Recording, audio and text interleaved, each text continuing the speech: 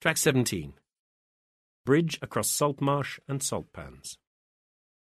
Cross the footbridge over the salt marsh, and at the end you will find areas of mud and creeks and brick remains on your right, and a large pond of seawater surrounded by the seawall on your left. The features here are the last remaining evidence of the salt-making industry which thrived at Newtown until the late 19th century. However, some salt was still produced as late as the 1940s.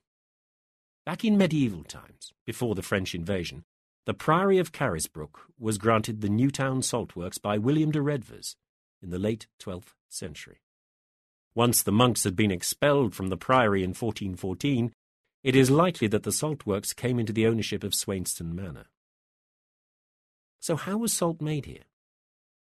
Seawater would be let in at high tide into a pond, like the one on the left, then channeled into several salt pans with banks connected by mud channels. Only a shallow covering of water was let into the salt pans to aid evaporation.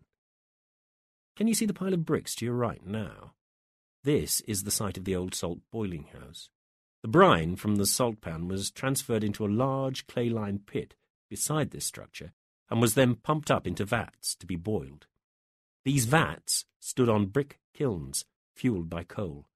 Once the salt had been boiled to crystallization, it was raked out, bagged, weighed, and stored.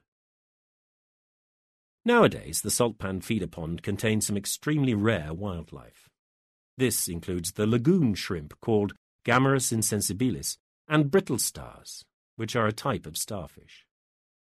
Little and common terns can feed undisturbed, and on a still day you can watch grey mullet jumping out of the pond or make out the squiggle of an eel.